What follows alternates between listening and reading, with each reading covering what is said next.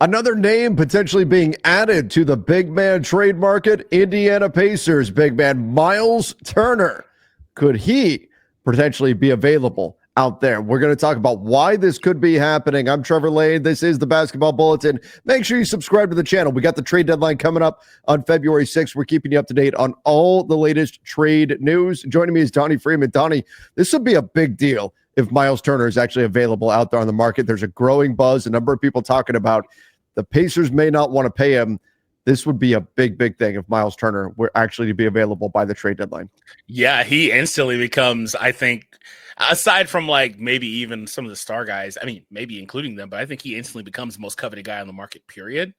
Because I really like his archetype player. 3-and-D centers are not very common. You're not going to find them on the market very often.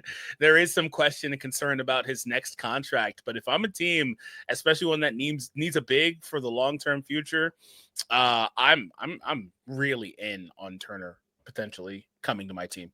So here's what's going on. Myles Turner, you've got him right now, age 28, $19.9 million contract for the Indiana Pacers, and this is reportedly the potential problem here. If the Pacers don't want to give Myles Turner, and up to this point, we've heard the opposite. We've heard they do want to give Myles Turner his next contract and that he wants to stay in Indiana. However, now there's rumblings that next contract could come in $30 million or up, and that the Pacers don't want to go to that level. And if that's the case, being that he is an expiring contract, that could push Myles Turner onto the market. Now, one caution here, though, is it would become a similar situation to Jimmy Butler's, similar situation to Brandon Ingram, any other player out there who can become a free agent this summer. The problem is there's no place for them to really go. There's the Brooklyn Nets, the Washington Wizards, and that's it when it comes to teams with cap space. So the Pacers, just like we've seen the Pelicans, just like we've seen the Miami Heat do with their wings, they're telling their guys, look, you may want to get traded, and we want to trade you, but we're only going to trade you for stuff that we want, because we know that if you get a new contract this summer, you're going to have to go through us for a sign and trade, because nobody out there has cap space. I mean, he's young enough, I guess, at 28, but I think it still holds true. I don't think the Nets or the Wizards would be in on giving Myles Turner a big contract. They're just not at that point in their build. No. So that would be an important dynamic in all of this. The Pacers could try to drive a hard bargain by telling teams, look, we know he's got to go through us no matter what, so we're not going to lose him for nothing. That's just kind of like the stance with a lot of guys on the market right now, isn't it? Like, yep, there's no teams with cap space, so do what you will, I guess, is what these teams are telling these guys, which is really interesting. And I do think he's young enough to fit into a team, but they'd have to be on the tail end of their rebuild. They can't be just kicking it off or, been in it for a couple years, looking at Washington with pretty much not a ton to show for it, not really taking that next step yet. Yeah. But he would be nice on a team that I think is on the tail end, or any other team that's middle of the road contending. I think if they need a center, he would be a nice plug in there. And it's interesting the way that the relationship has been with Myles for the last handful of years here with Indiana, because you go back to that offseason where they weren't able to reach an agreement, and then they throw a max offer sheet at Ayton, which they absolutely dodged a bullet, in my opinion. Big time. But Big time. They're able to come back full circle with Turner here, and it seems like they're not able to come to terms with the money that they want up front initially. And with this, I don't know if he's going to get more than 25, 27. But that's probably about where I would expect him to be at. But he's going to be another one of those guys you got to look at it. And with this new CBA, especially, you're probably going to get less than you would have got in the old CBA. So, yeah, I mean, his cap hold's going to be at $29.9 million. That's 19% of the cap. That's not bad. I mean, for a starting big, and you look at what he's doing, particularly what he provides is very, very unique, right? 15, well, not totally unique for the big man position in today's NBA, but rare, let's say. 15 points per game, 7 boards, and he takes almost half of his shots from behind the arc, and he's hitting 40% from 3 on the season. Plus, he's a shot blocker. You get a lot of one or the other, right? You get Vucevic, for example, right? Another big that's in the $20 million range. Could shoot the 3, not a shot blocking threat, really. Blocks less than 1 shot per game. You go the other way. Clint Capella, not a threat behind the arc, but can protect the rim. You don't get a lot of guys that are both a rim protector and a three-point shooter, and that's what Myles Turner is, blocking 2 shots per game, averaging 2.2 blocks per game for his career, and he can space the floor and shoot the three. However, Donnie, I think there will be a lot of teams interested. I think you might be right on the 25 million thing. I do think that what's going to happen, though, is his agent is going to look at the Oklahoma City Thunder, going to say, wait. Isaiah Hartenstein got 30 million. We're in the same tier, easily in the same tier in terms of quality as Isaiah Hartenstein. We should get 30 million too. That is, I think, where this number is coming from. Yeah, that's definitely possible. I think that Hartenstein was in a little bit of a different situation. Mm-hmm. He largely got this. He's been good for a while, but he largely got this based on the way that he played in the last playoff run and how huge he was for the Knicks as well in that push. But also, I really do think that because they don't have a lot of guys currently anyway that are on bigger deals, if they wanted to aggregate his salary or make a trade for another player, they would need to aggregate his salary basically if they were trying to make a deal there. So I think maybe they potentially overpaid just a little bit, but I think that's fair to look at this and say, hey, we want to match that if possible. I mean, he's making nearly $90 million here. There's a club option on the last deal or last year there, but I think that's a good look. Do you think that if they said 25 and then he says, okay, well, I actually really want 30, is there any chance they give him 30 or meet in the middle at like 28 or something? The Pacers potentially, again, we what we haven't heard is Myles Turner doesn't want to be a Pacer, right? We haven't heard that. Like we've heard that with Jimmy. Jimmy doesn't want to be with the Miami Heat anymore, right?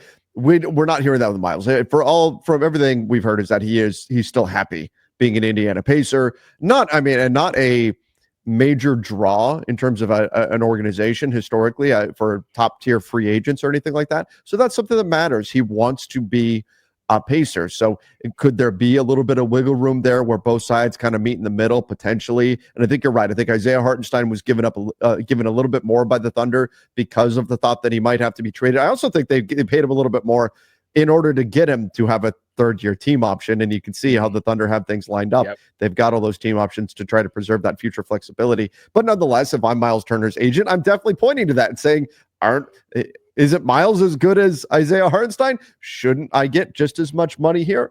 I'm trying to make that point if I'm his agent for sure. But yeah, I do think that maybe there's a middle ground here that they ultimately find. But if they just believe, you know what, we're not doing this, we're not going to pay this much money for Myles Turner, I think the key here would have to be, because this Pacers team is set up to win, they're not in a rebuild. The key would have to be that in any trade, they're probably going to have to get a big back. I mean, they already lost James Wiseman for the season due to that Achilles injury, and you've got Thomas Bryant, but he's not a starting center. It won't be easy to find a player who can replicate what Turner is doing, and so that means a pretty significant shift to their offense as well.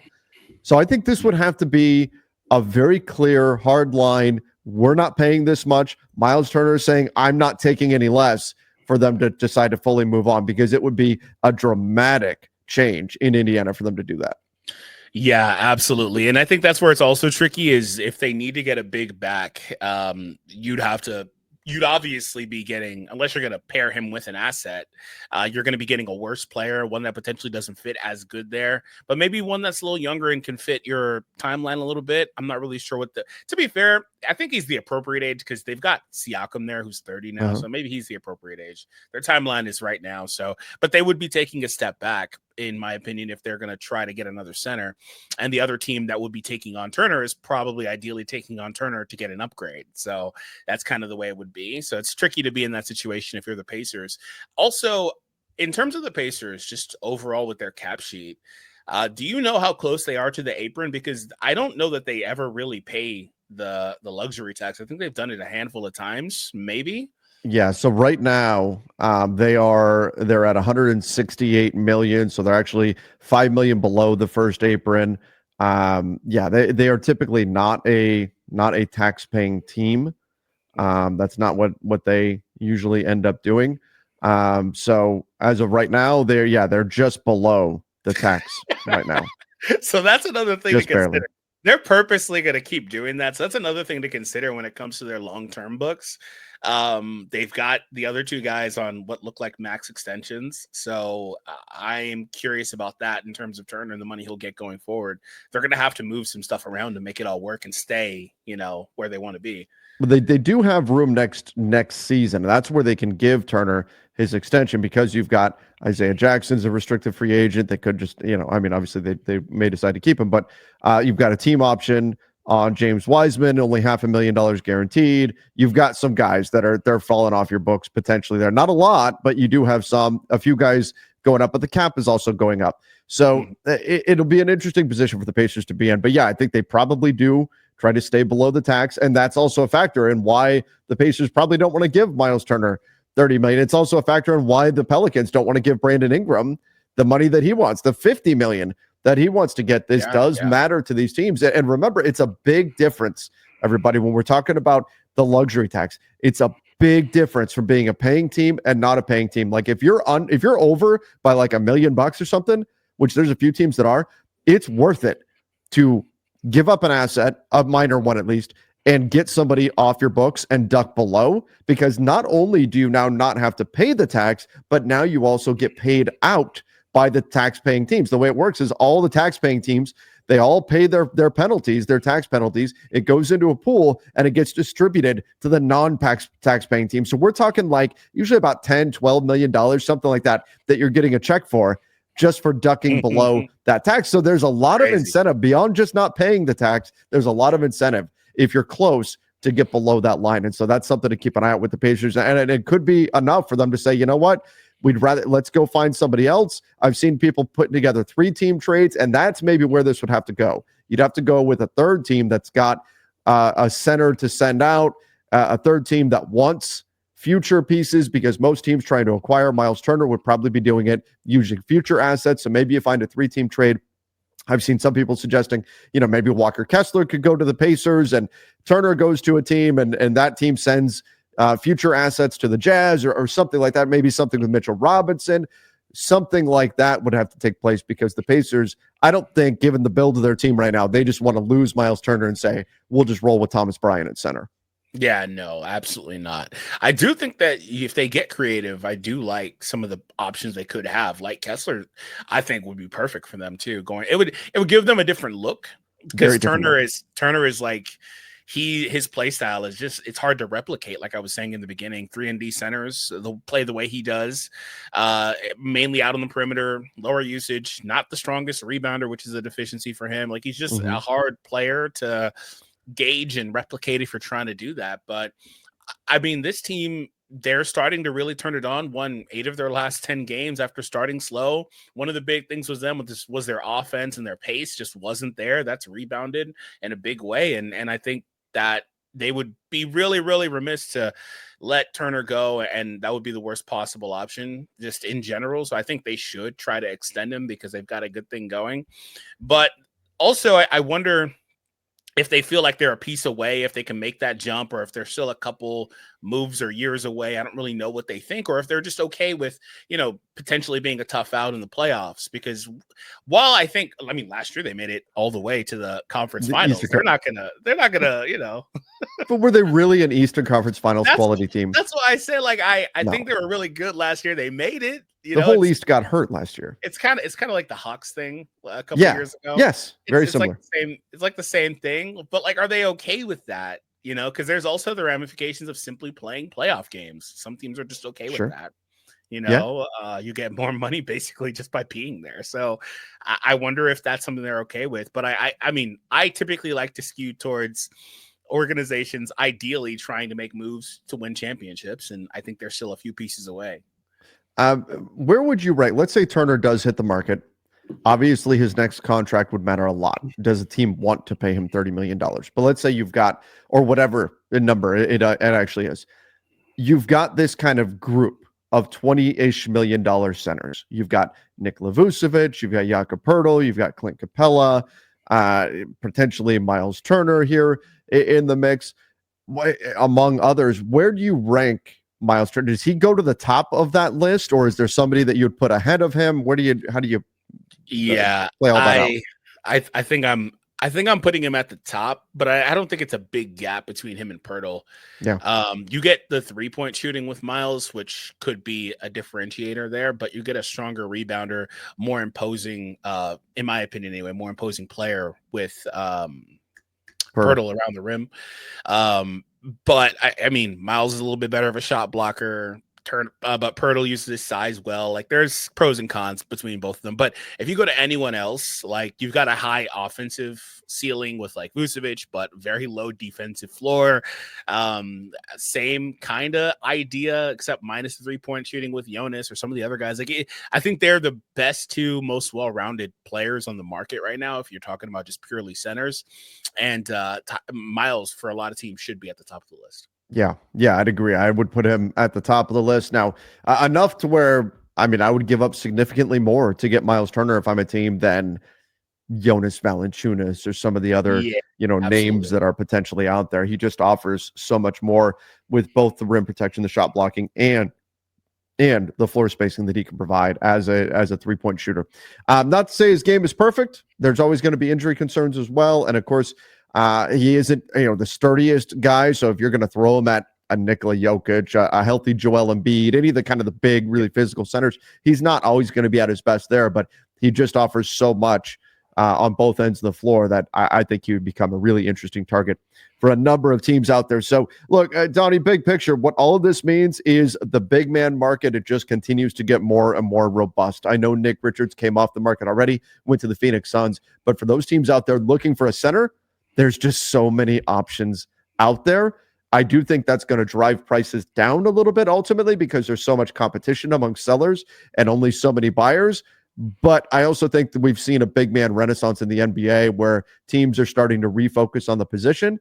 So I do think the Pacers would expect a solid return here for Myles Turner.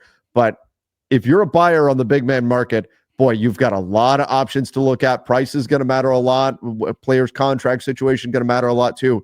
But such a diverse array of skill sets. You've got rim protectors. You've got lob threats. You've got guys who can step out and shoot, or offensive weapons, but deficient on the defensive side. You've got a guy like Turner who can protect the rim and shoot the three. You've got the old school bully ball guys. You've got all kinds of different types of centers that you can choose from. So that's got to be exciting for teams out there looking for a big.